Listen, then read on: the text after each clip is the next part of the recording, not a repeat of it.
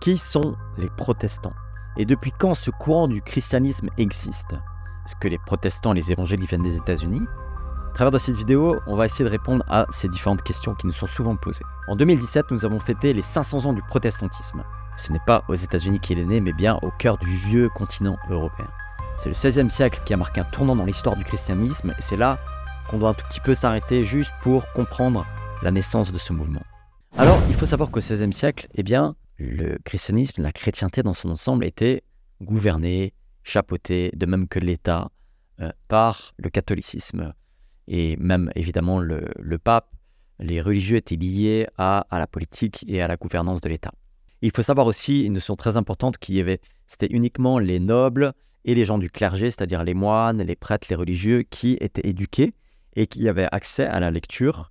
Le reste du peuple, en général, on va dire la masse de la population n'était pas lettrée, elle ne savait pas lire. Donc, quelque part, les gens du peuple étaient dépendants de l'enseignement du clergé au sujet de la religion, au sujet de la foi, au sujet de ce qu'enseigne réellement l'Écriture. Et finalement, le peuple était dépendant de l'enseignement du clergé et de ce que le clergé, les prêtres voulaient bien en dire. Et c'est très important à comprendre parce que finalement, comme c'est que eux qui savaient lire les Écritures, qui pour la plupart du temps étaient écrites encore dans les langues originales et tout ça, donc il fallait vraiment un niveau d'étude assez exceptionnel pour vraiment lire l'hébreu, lire le grec, etc.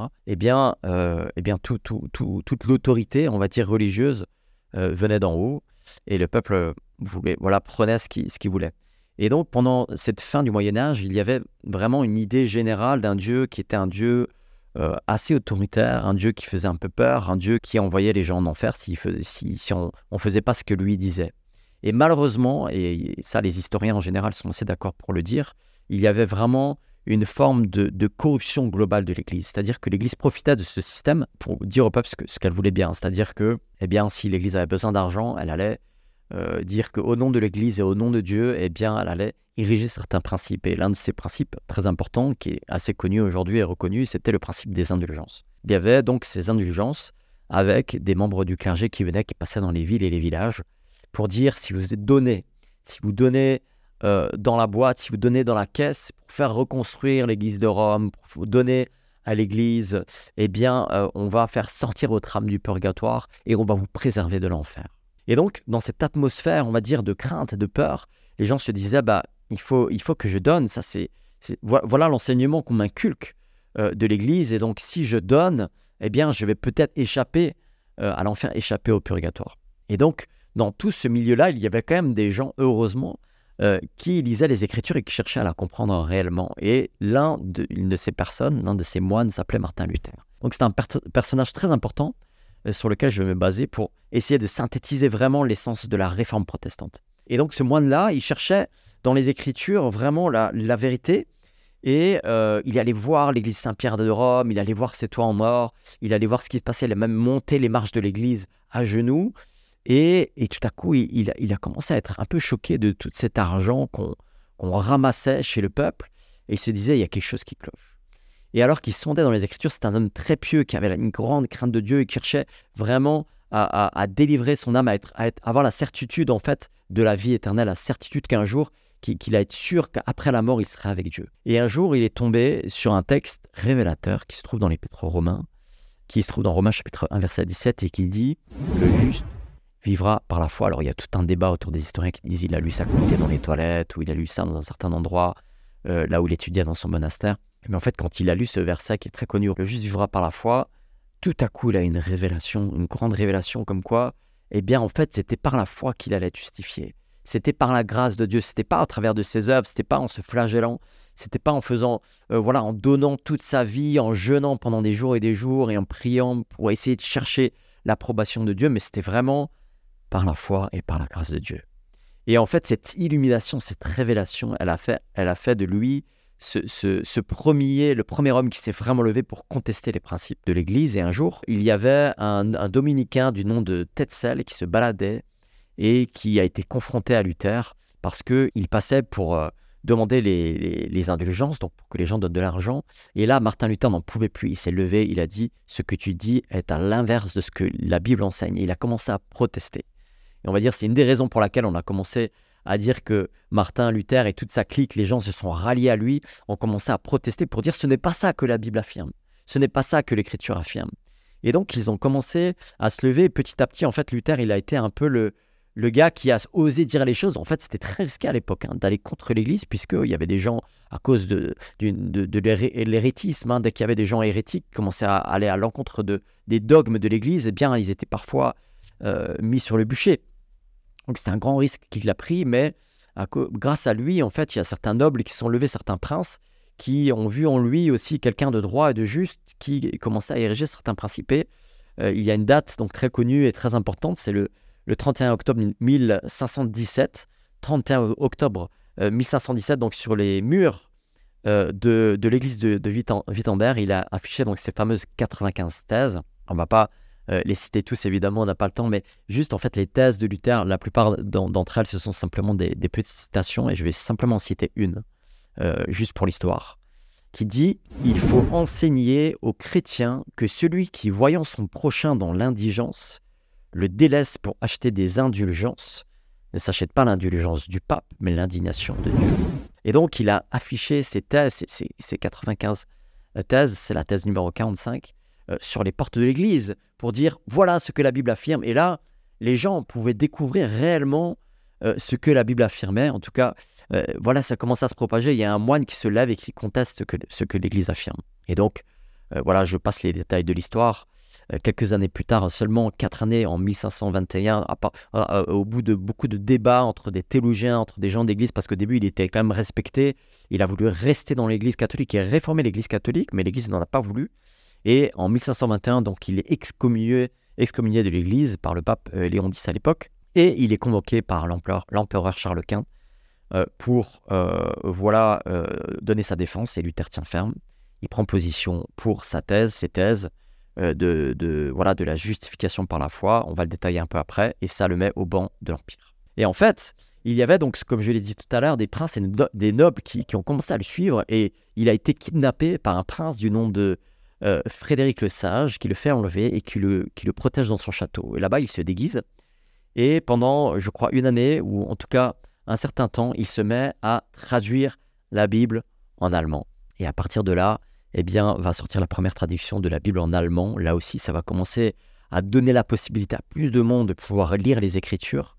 Et aussi, on sait que voilà, l'imprimerie aussi est sortie dans le même temps. Donc, on va commencer la première Bible qui est sortie de l'imprimerie.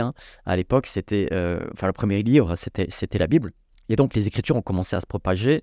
En 1525, Luther n'est plus moine, mais il se marie avec une ancienne religieuse du nom de Catherine de Bora, et ils auront 6 enfants. Là aussi, il voit dans l'Écriture le fait que les curés et les prêtres sont obligés de faire vœu de chasteté, mais ce n'était pas le cas dans les Écritures. Et c'est une différence ici par rapport aux prêtres catholiques qui va rester en fait jusqu'à aujourd'hui. Un pasteur peut fonder une famille, peut se marier.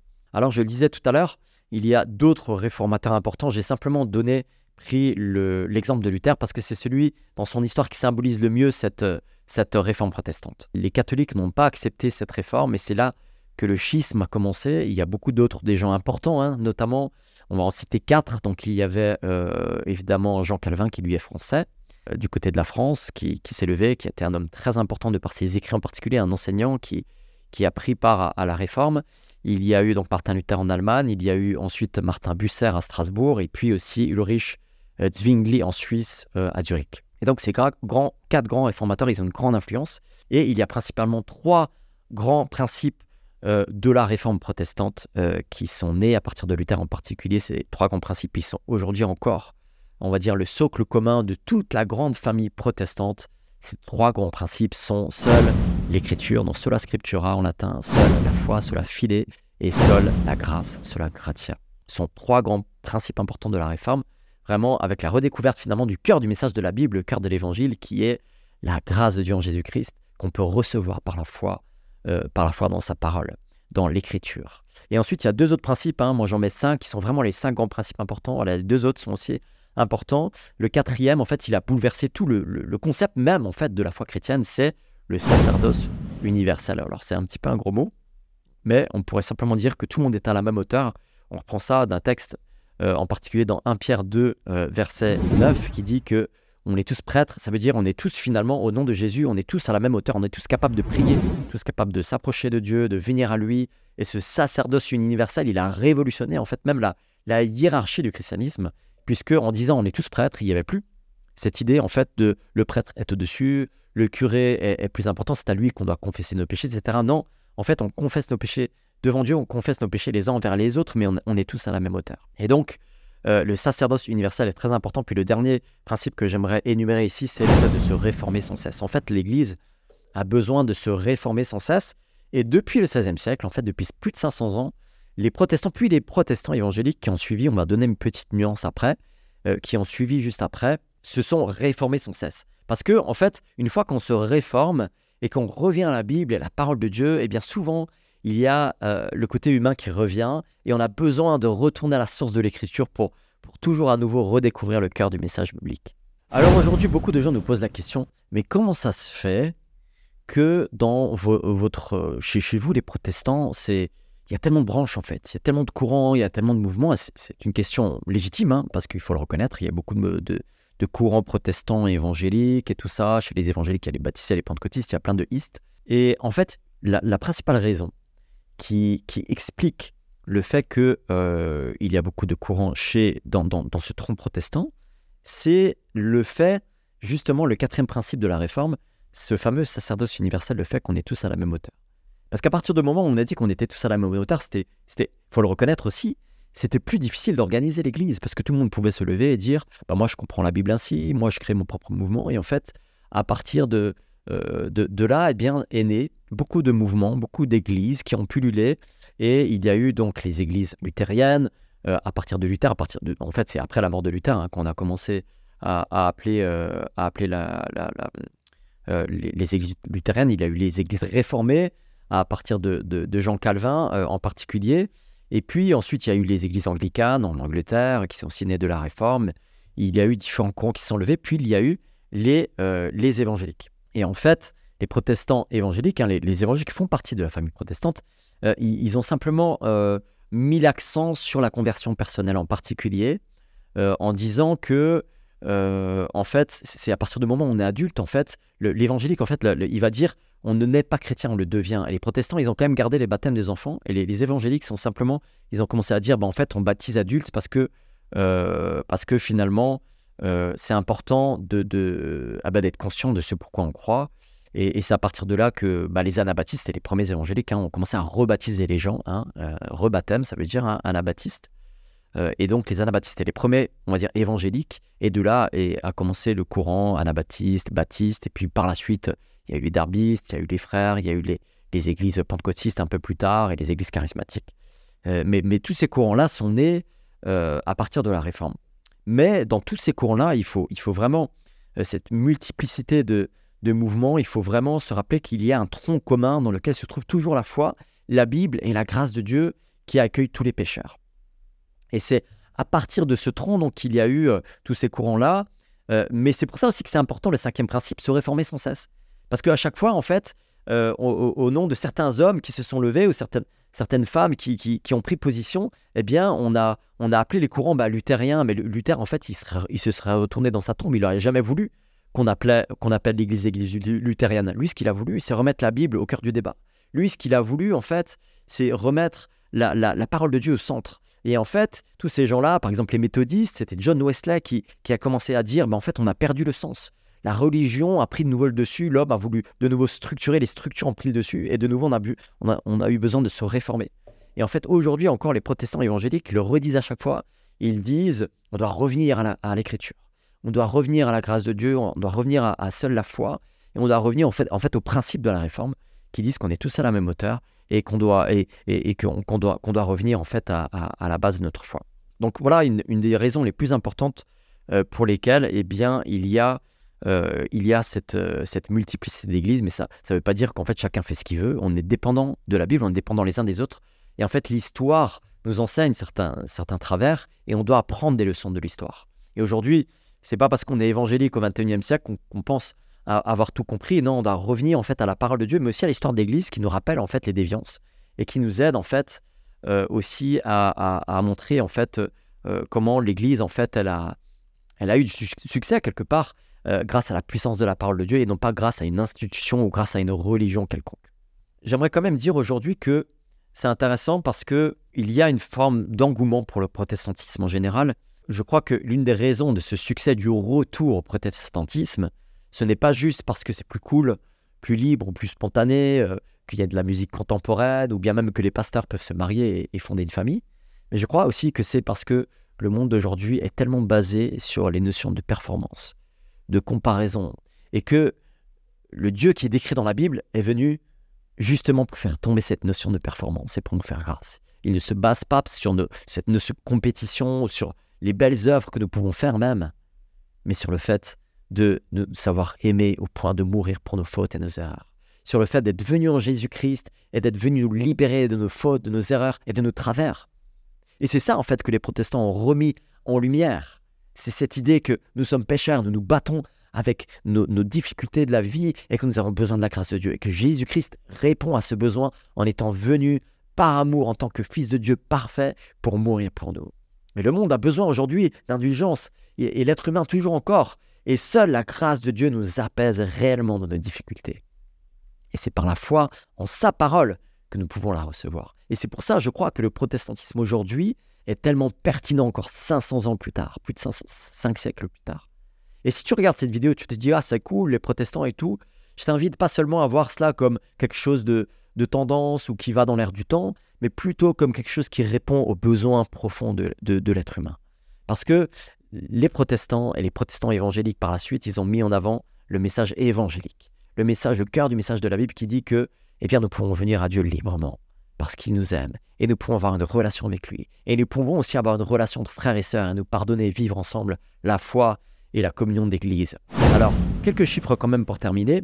Juste pour compléter cette vidéo, il faut savoir que sur 2,5 milliards, aujourd'hui on est en 2024, sur 2,5 milliards de chrétiens dans le monde, il y a environ 900 millions de protestants, ce qui représente en fait environ un tiers des chrétiens dans le monde. Pas loin de 700 millions d'entre eux se déclarent évangéliques. Il n'y en a pas beaucoup en France, mais dans le monde, c'est environ un chrétien sur 4 qui se déclare non protestant évangélique, donc qui dit non seulement qui embrasse la foi protestante, mais vraiment qui met l'accent sur le baptême, mais aussi sur la séparation de l'Église et de l'État. Et historiquement, c'est comme on l'a vu, hein, ce protestantisme est venu du vieux continent, des pays du Nord. L'évangélisme aujourd'hui, eh bien, il s'exporte aujourd'hui de plus en plus dans les pays du Sud, comme le Brésil ou le Nigeria, voilà, dans les pays où il y a un essor du protestantisme évangélique en particulier, mais aussi dans les pays comme la Chine, en Asie ou la Corée du Sud, dans lesquels les protestants évangéliques connaissent une croissance fulgurante. Au début du XXIe siècle, il faut savoir que l'Afrique est le continent où le nombre de chrétiens augmente le plus vite. Et aujourd'hui, le christianisme est la religion la plus pratiquée en Afrique subsaharienne et elle représente environ plus de 60%. Donc en Afrique subsaharienne, au Nigeria par exemple, il y a 2 fois plus de protestants qu'en Allemagne, le pays de naissance de la réforme protestante. Et je crois qu'eux, ils ont compris en particulier comment nous aider à nous réformer sans cesse, à revenir à la parole de Dieu. Donc les protestants, dont les protestants évangéliques, eh bien, ils représentent 40% de la population d'Afrique subsaharienne là aussi, et l'Afrique compte 165 millions d'évangéliques, soit un quart total mondial, et continue à étendre son influence. Alors j'ai fait une autre vidéo sur la différence entre les protestants et les catholiques, je ne suis pas entré dans les détails ici, vous pourrez aller la voir. J'ai fait aussi une autre vidéo sur les spécificités entre les protestants et les protestants évangéliques. Il y a aussi des nuances et des différences quand même importantes, et j'ai fait une autre vidéo dessus, vous pourrez aussi aller la voir. L'idée de cette vidéo, c'était surtout eh bien, de donner vraiment les grandes idées, les principes importants de la réforme. Et je rappelle simplement 2 fausses idées au sujet des protestants qu'on entend souvent, c'est que historiquement, ils ne sont pas issus des États-Unis, mais de l'Europe du XVIe siècle. Et un petit détail historique, c'est avec les grandes migrations du XVIe et surtout du XVIIe siècle, lorsque les pèlerins protestants sont venus à cause des guerres de religion, mais aussi à cause des persécutions, à cause parfois aussi du désir de missionnaires, de l'envie de partager l'évangile dans le Nouveau Monde, que les protestants sont venus, mais aussi les anabaptistes et les baptistes et tous ceux-là qui ont commencé à peupler donc l'Amérique et le Nouveau Monde. Et aujourd'hui, donc la deuxième fausse idée, que les évangéliques se trouvent essentiellement aux États-Unis, c'est faux. Aujourd'hui, le centre du protestantisme le centre de gravitation est en train de se déplacer plus dans les pays du Sud, comme l'Afrique, dans lequel se trouve la plus grande croissance du mouvement protestant, et puis aussi en Asie, comme en Chine. Par exemple, en Chine, certains chiffres avoisinent les 70 millions de protestants en Chine, ce qui est en fait la population de la France. Voilà, donc au-delà de ces différences et des différentes branches du christianisme, je rappelle quand même, et je crois que c'est important de le dire, que les chrétiens du monde entier sont sûrs d'une chose, c'est que Jésus-Christ est venu dans le monde pour sauver les pécheurs, pour sauver les hommes de leurs fautes, et qu'il est le Fils de Dieu, qu'il était parfait, et qu'il est mort, et qu'il est ressuscité pour nous pardonner et nous donner la vie éternelle. Les catholiques, les protestants, les orthodoxes, les évangéliques sont d'accord avec ces affirmations, parce qu'elles sont au cœur du message de la Bible. Alors n'hésitez pas à poser des questions dans les commentaires, à réagir pour cette vidéo qui est un peu technique, un peu plus historique, mais où on essaie de répondre à voilà, certaines questions qu'ont les gens sur les protestants. Je ne suis pas allé dans les détails sur les différents courants, mais voilà un petit peu les grands principes de la réforme et comment est-ce que la réforme protestante est née et pourquoi est-ce que nous en sommes aujourd'hui ici au sujet de ce grand courant protestant. Et j'espère vous voir à bientôt pour une prochaine vidéo. Bye bye.